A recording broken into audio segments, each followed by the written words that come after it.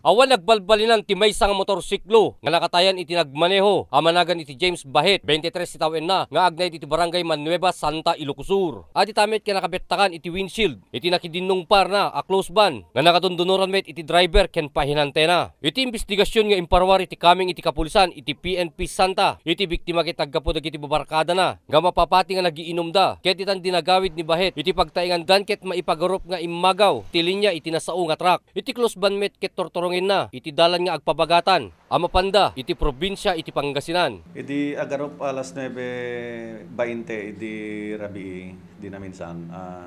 Napasamak ti may isang vehicular accident di batog ti multiline, particularly di barangay Mabilbilasor dito nga Ili. Ti napasamak iti daytoy motorsiklo nga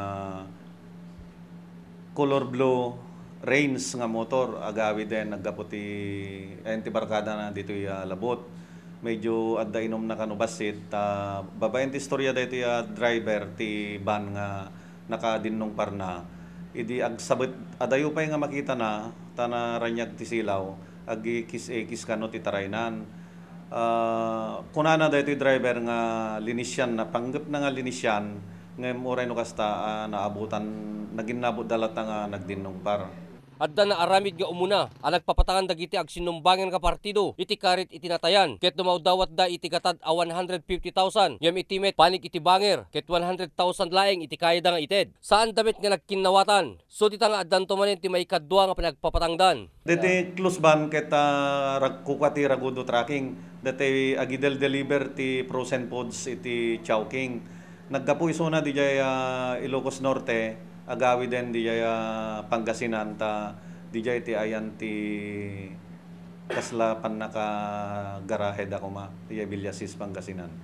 Idi kalman simmangpet di representative ti dati nga tracking di Ragudo tracking nagsasarita kami dito police station pati di ina ken ama di biktima. Itimet pinagipatpatang iti grupo iti press corps ken ti ina iti biktima nakuna nga kayat dalatan ti makiareglon gapo iti rigat iti biagda.